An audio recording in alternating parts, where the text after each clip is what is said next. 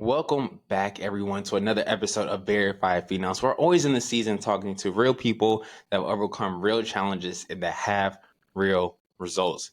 And today we have with us Raven Gibbs. She is a graduate of the University of North Carolina at Chapel Hill with a BA in psychology and sociology and a concentration in law and cognitive science. Raven received her Master of Science in Clinical Mental Health Counseling from Capella University, and she is well on her way to shifting the narrative of mental health in the Black community by providing a unique movement experience that promotes emotional, social, and cognitive and physical integration to women of color to improve health and fitness while tackling the issue of self-care and mental health. Raven is also helping the 16% of Black Americans who have diagnosable mental health illness in the last year. Raven, happy Thursday. I think you said it was like a terrific Thursday when we first got on. Is that right? Thursday. Yeah. How is it going today?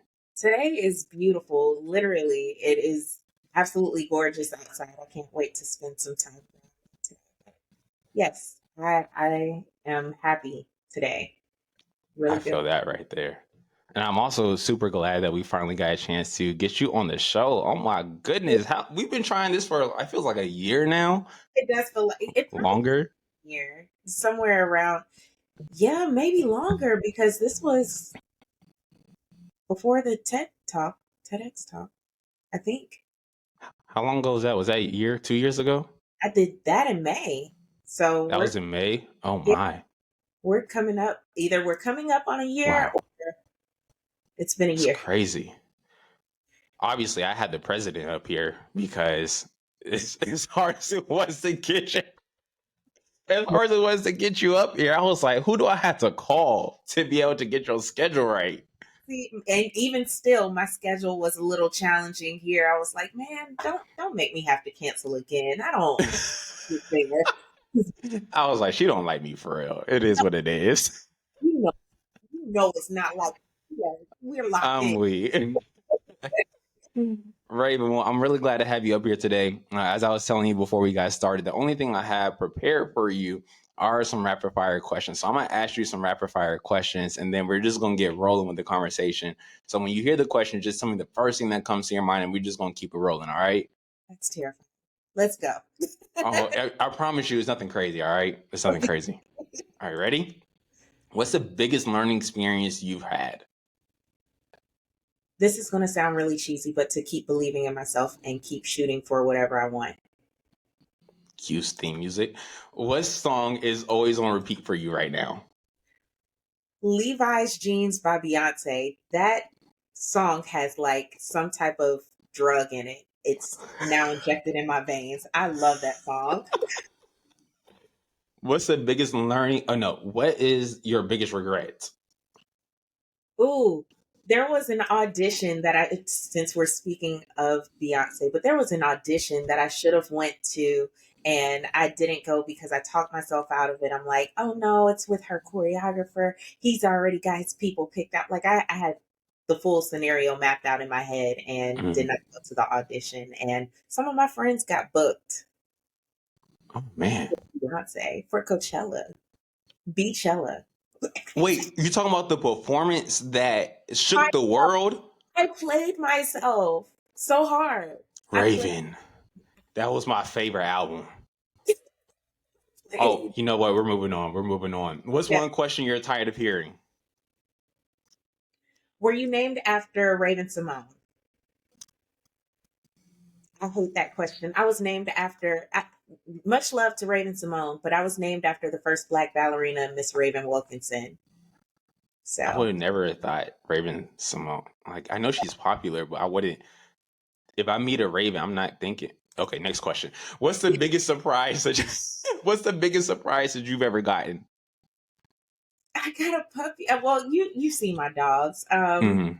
My Hella and Rena. Hella was the surprise. I was never supposed to have Rena, so I showed up with Rena, and my ex showed up with Hella, and I was like, oh snap! Now I have two dogs. Okay, but I love.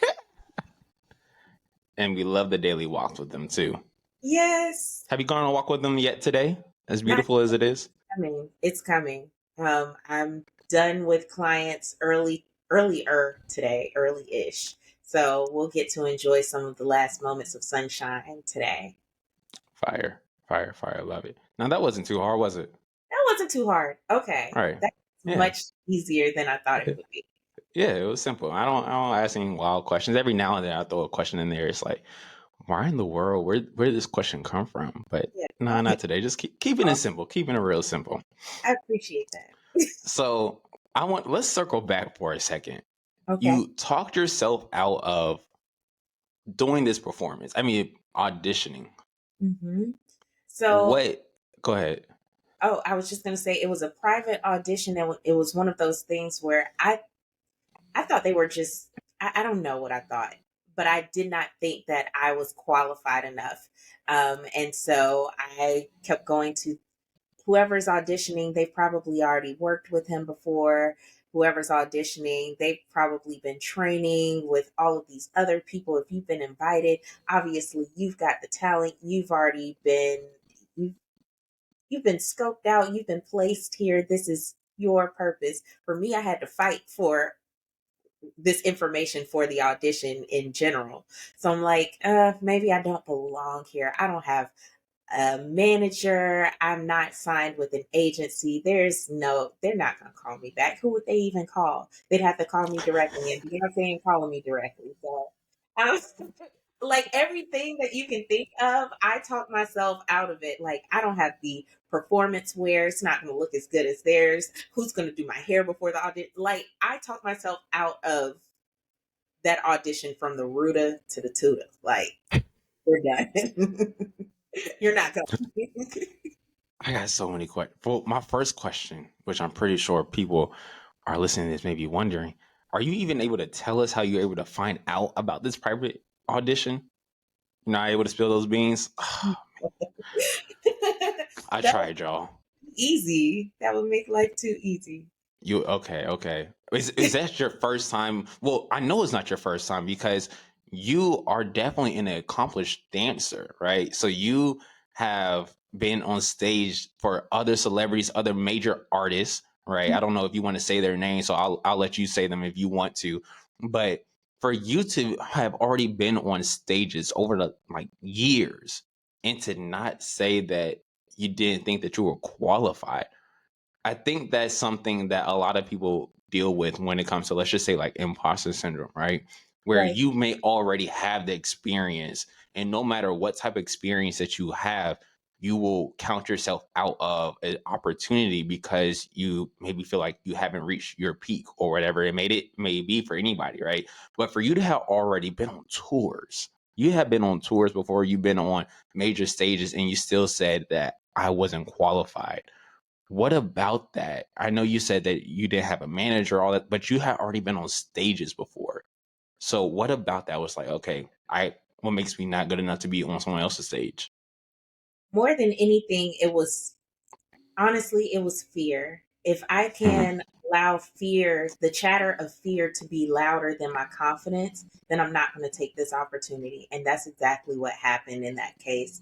I didn't allow myself to even visualize myself on that stage. I fear wouldn't let me even get to that point of being able to say I can visualize myself at the audition.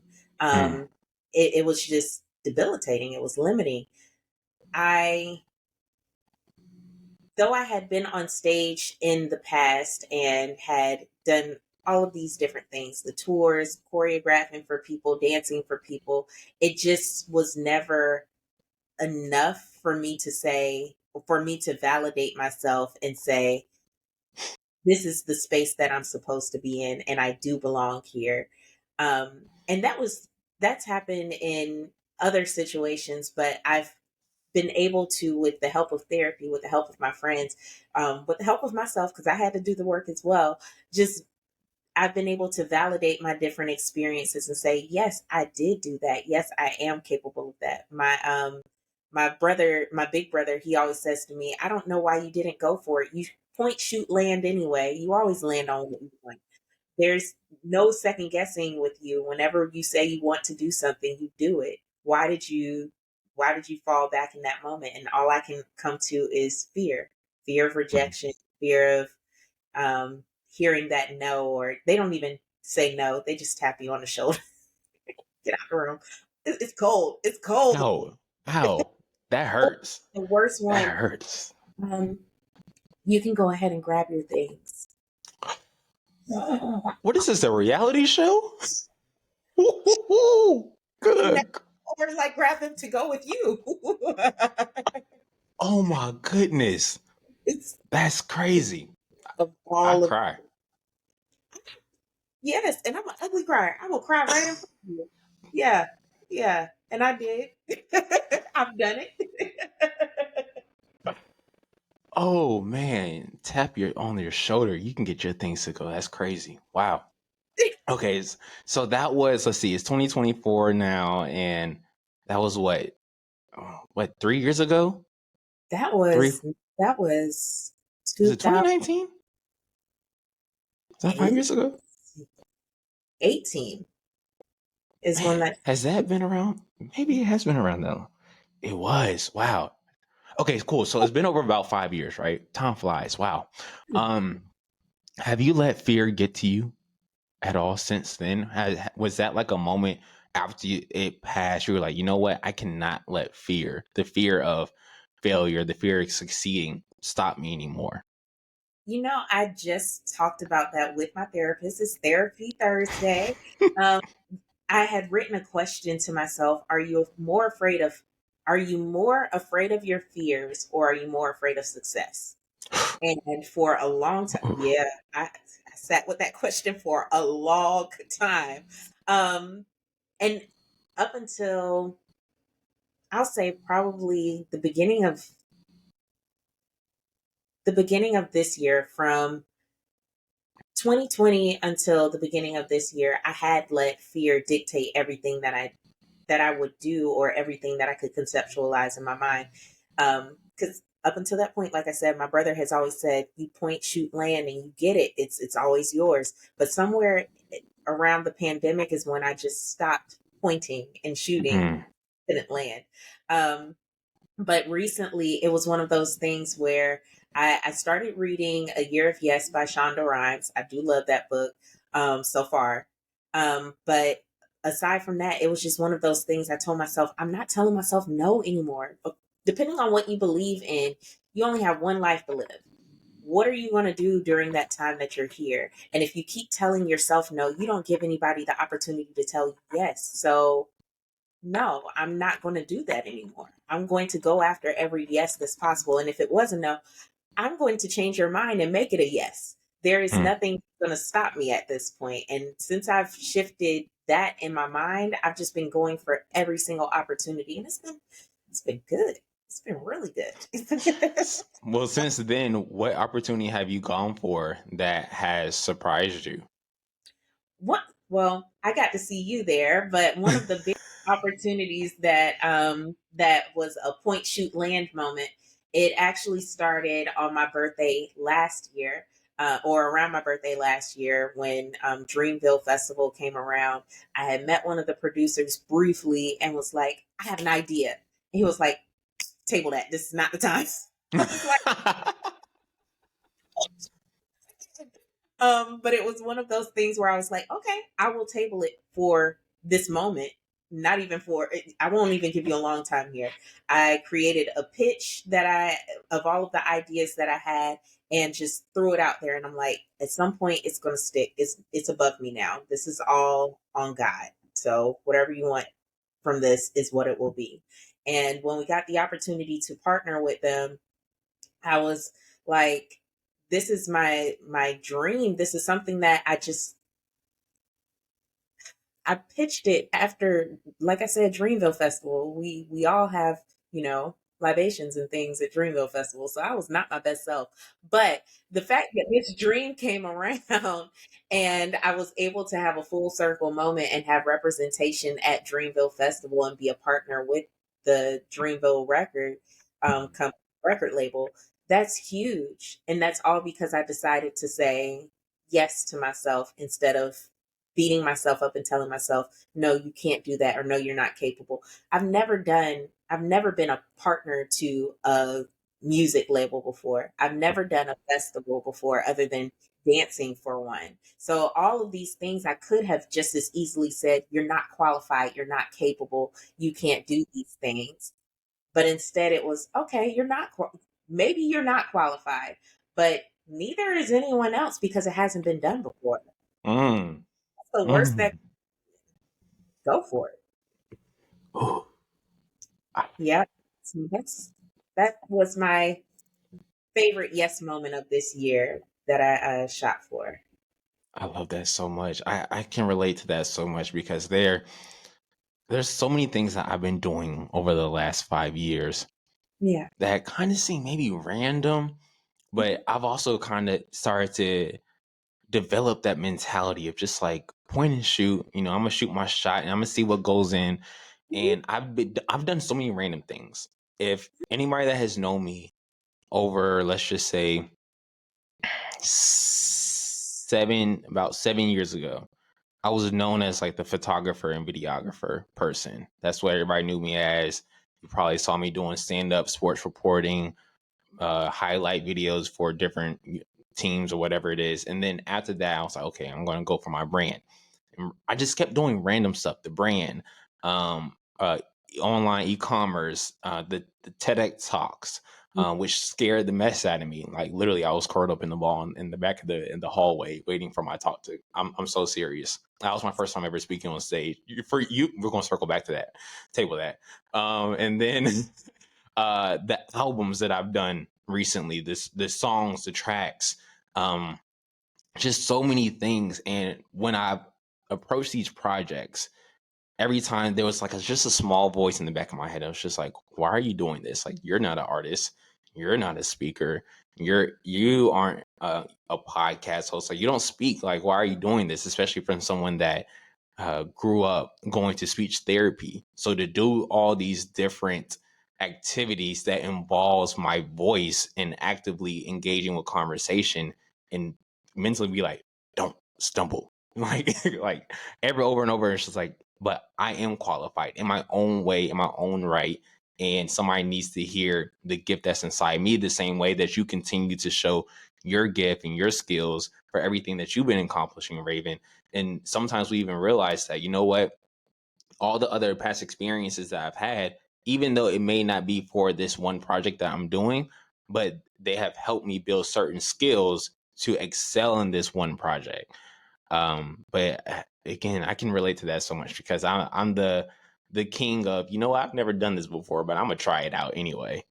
Yeah. Um, so yeah, I love that. I love it truly. The other piece of that is who's writing these qualifications? Are these qualifications that we've, created in our minds, or are these actual on Hmm. paper black and white qualifications? Most of the time it's us. It's us in our own way creating these Hmm. roadblocks for ourselves instead of just saying, I'm here. I'm in these rooms for a reason.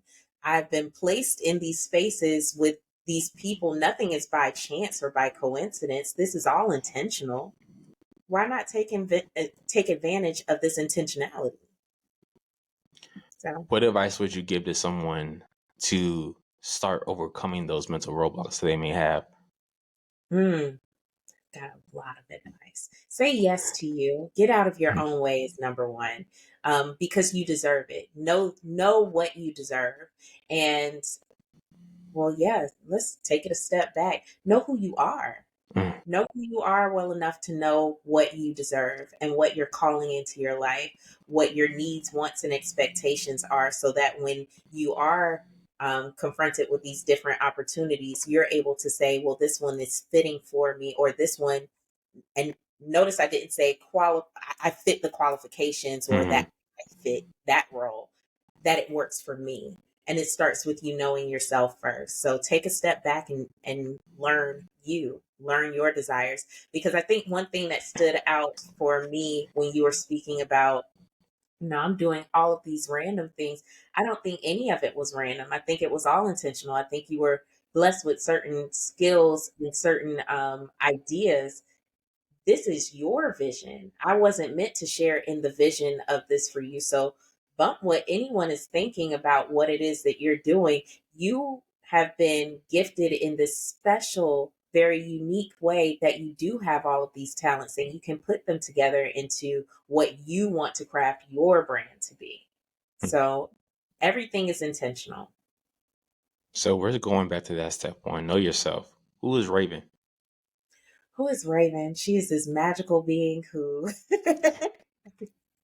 gonna do that too.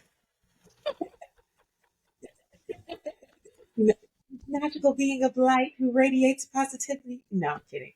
Um, Raven is a lover, a giver. Raven is a teacher. Raven is someone who is a.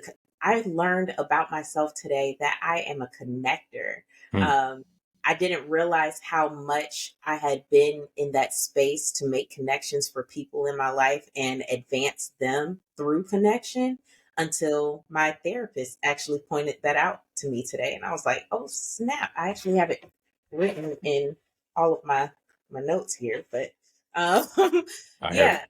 I'm a connector. I'm someone who is incredibly ambitious, but also someone who would like to see others advance even more than myself. So I am a Hmm. lifter of individuals. I can go on with the I ams. I am a lot. Hmm.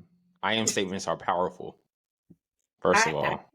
powerful. I do recognize that. Um, thank you for validating me. Of course. Um, so I want to pick what we put on the table earlier, the TEDx talk, right? Yeah, fun times. That was our I feel like the journey that got a chance to connect us a little bit more Mhm, because you had seen that I had done a TEDx talk. You're like, mhm. I have this idea and whatnot. And I feel like it was like 1 or 2 o'clock in the morning that we stayed up once or like twice, like crafting your talk, the Yep. message, the entire speech. I think you may even practice it one time. But that is talking on a stage, especially on a tech stage, where for me, being on that red circle gave me more nerves and everything because I was told not to go out the circles. And so I was like, I want to run around the stage. I want to do something. Right. It was crazy. But you have been a performer, dancing on stage, for your entire life. Yes, your entire life. But speaking on stage is something completely different. Mhm. And you have mentioned briefly that in the back room hallway, wherever they kept y'all held hostage, that it was a very nerve wracking experience. So, if you could talk us through why it was so nerve wracking for you as someone that has been a performer on major stages, and then how you were able to calm yourself down to then give that amazing presentation that you did. That's a good question. So, for the majority of my life, I have used my body as my voice. I had never heard my voice Mm, projected on a stage. I've never been alone because, when mm, you're for the majority of us when we do these TEDx talks, we're alone. I have seen groups, but you're right. alone. The spotlight is literally on you. As a dancer, the spotlight is not on me. It is on the artist. I'm just background. So this is my first time really being in the forefront. This is the first time that I'm really using my voice in this way. And I'm talking about something that I'm passionate about, but I'm talking about it in a way that I'm revealing a lot about myself. I'm being Mm, very transparent. There were some things that I shared in my TEDx talk that even my mom didn't know. So this mm, was a moment of complete transparency for me that I had never really experienced before. And aside from that, contrary to everyone's beliefs, I have horrible stage fright and I get really, really anxious. I've mm, always dealt with anxiety since I was probably, since I can remember starting dance, I've dealt with anxiety. So I'm mm, also battling this anxiety of just generalized anxiety, and then stage fright. So there was a lot to deal with right before going on stage. So like you, not even joking, I was in that in the green room like, don't talk.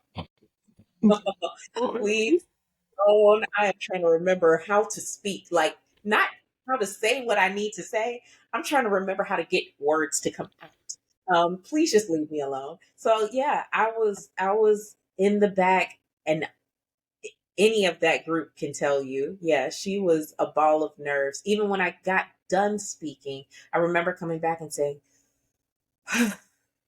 okay, did I say words that were cohesive? Did they make sense? The whole group was like, yes, you did well. It sounded like it was when you rehearsed it.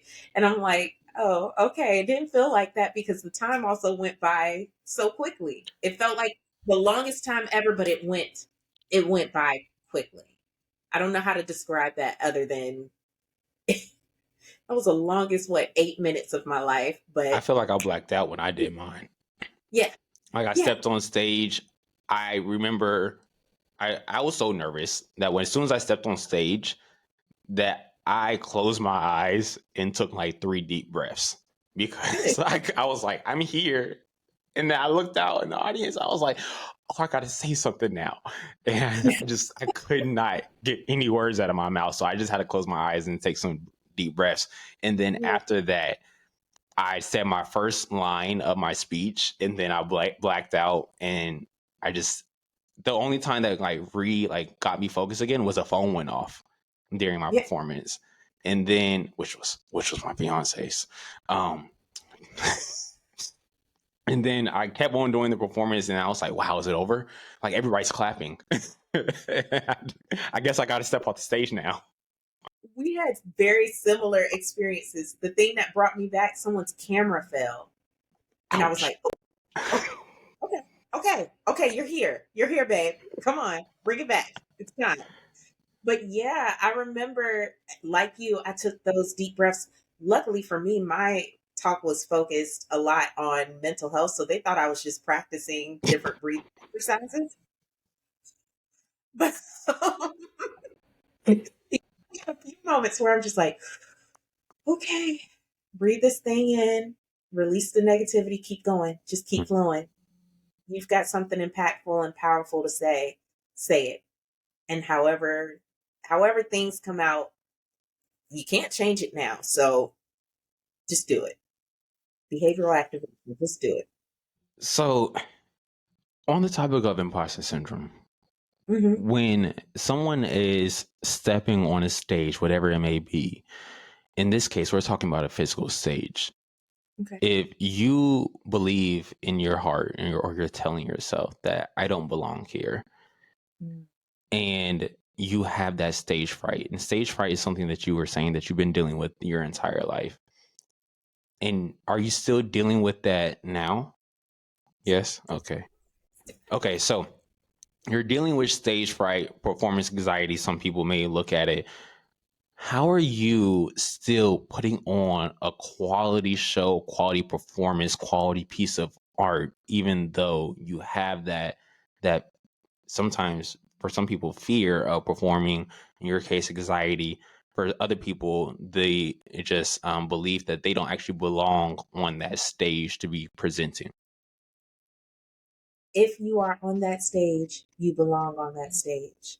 You did not come, you did not go through that journey to get on the stage just to be an accessory. That was never your purpose. You were meant to do something far greater than what even you in your mind can conceptualize, or else you wouldn't have been there in the first place. So that's number one.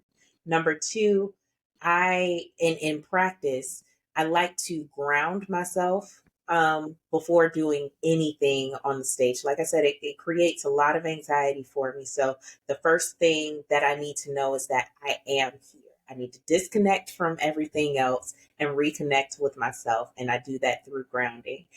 There are so many different grounding exercises that you can do. I think the easiest one for me is 5, 4, 3, 2, 1, where you're going through 5 things you can see, 4 things you can feel, 3 things that you can hear, 2 things that you can smell, 1 thing that you can taste. Going through all of those things helps to put you back into position of, okay, I am present and I'm fully present. I'm aware of my surroundings and I'm grounded in who I am and where I am in this space. Doing that has transformed so much, and it sounded like a lot. We can go 2 by 2 with your senses if need be. But yeah, 2 things that you can see, 2 things you can feel, all of those things so that you can reconnect with yourself and breathe through that thing. Again, you were purposed to be here. Take in this moment. This moment is yours, and regardless of what it felt like getting to this space, getting to this point in your journey, or regardless of what it feels like to even be on that stage in that moment, remember, you would not have gotten here if you weren't meant to be there. And that's just all there is to it. Don't second guess any of it, because no one else is second guessing it. They placed you on that stage for a reason. Mhm. They never said, "Oh, well, maybe not so much." They might say that afterwards, depending on how you. But for the most part, they've not guessed at all on you being in that space. So why are you the person that knows you best? Why are you the person telling you that you don't belong there? Mhm. When you can answer that question, come back to me. Question for you. So, Yeah. after, you've been dropping a lot of gems. So, what would you say has been the best piece of advice that you got, and it made a light bulb go off in your head, and you're like, you know what, I'm her, and it completely changed your trajectory of everything? I know you spoke about the book, right? Of being able to just say yes for yourself. But what was something that somebody verbally said to you that made such a massive impact, almost how the book also did? I felt myself tearing up. But there, my mentor, Raven Wilkinson, she, like I said, she was first Black ballerina. She had encountered so much in her journey. She's she's since passed, but she was 80 plus years old, still on her dance journey. And one of the Mm. things that she would always say to me is, "There's nothing you can't do," and would leave it at that. Like if I said I wanted to take this blanket and use it as a parachute today, she'd be like, "Hey, I wouldn't advise that, but there is nothing that you can't do. And Mm. even still, I will be the wind behind your wings."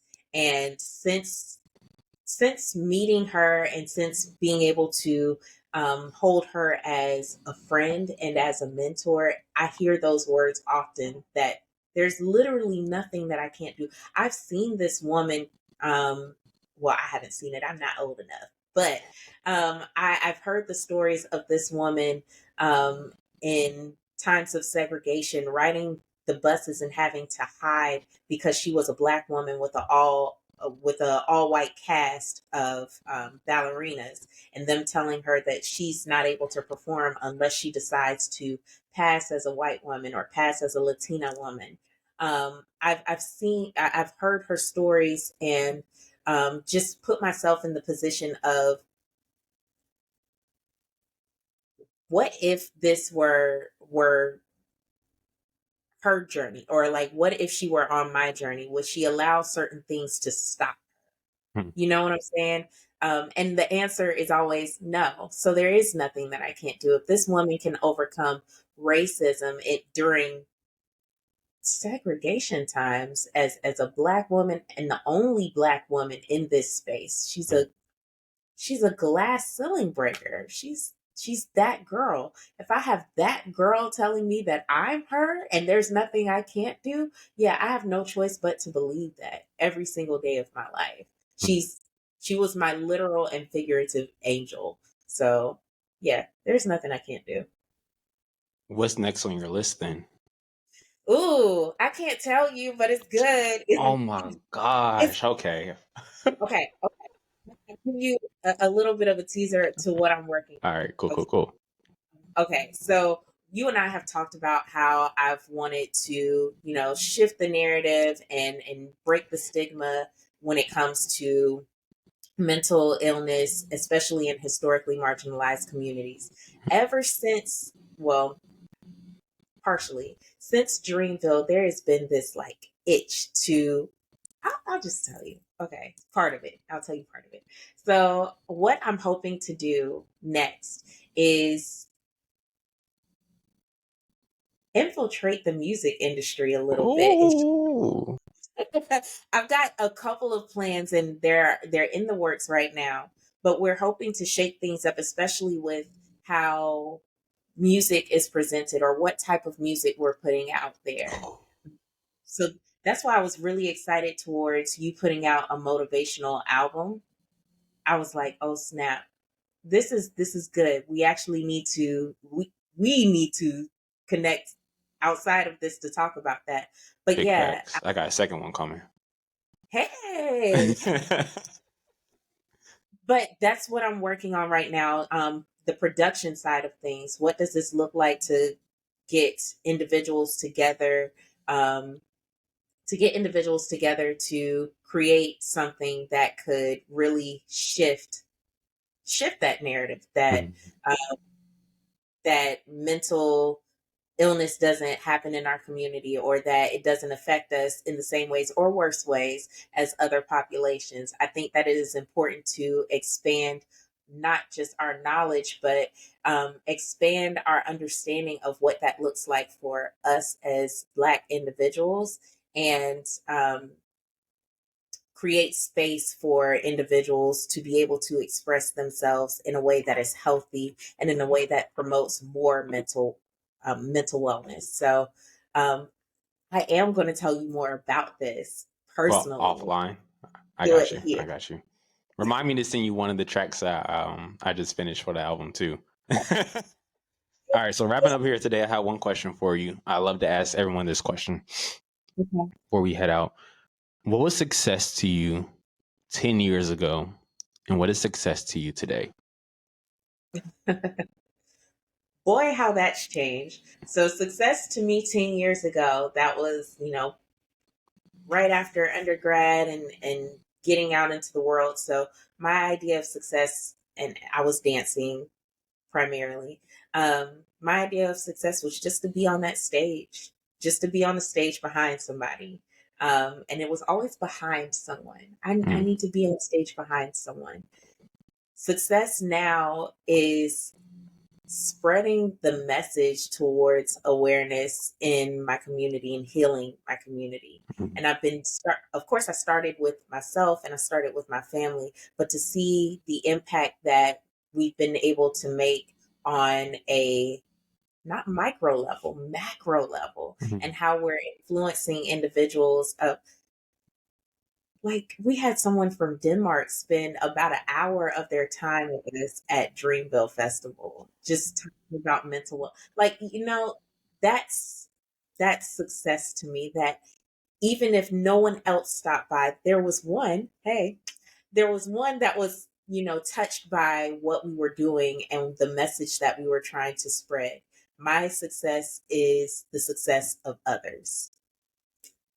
So it's definitely shifted from back in the day. Would you? I know I said that was the last question, but you just Okay. sparked something else in my mind. Would you ever do a Black mental health podcast or show?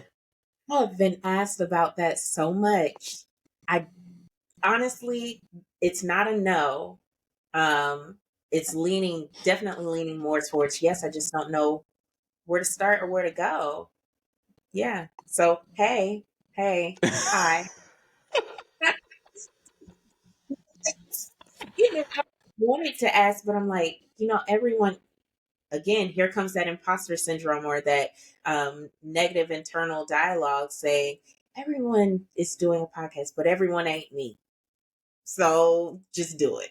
Just do it. Everyone's not you. You can do it. Anything that you believe that you can achieve, you can do it. Yeah. All right. Yeah. So wrapping up here today. How can people find you? How can they support you? Okay. You can find me on socials, you can find me at Raven underscore Nicole underscore. That's across all social media platforms. And if you would like to talk with me professionally or just let's connect. You can go to ravennicole.com. I love when people visit the website. I get to see who you are, where you're coming from, and chat a little bit with you. So that's fun. Can you spell it out for everyone? Because there are always different Yes. variations to spell names. I I forget I am not the only Raven out there. It is RavenNicole.com. And if you're looking for me on socials, RavenNicole_NICOLE_. You'll Perfect. find me. Thank you so much. Well, y'all, this has been an amazing episode with Raven, the Superwoman, the president herself. So glad I'm finally able to get you onto the show. Y'all, if you enjoyed this episode today, make sure you send it out to a couple people that you think that will find value in all the gems that she dropped. But other than that, I'm your host, Phenom, and we'll catch y'all on the very next episode. See ya.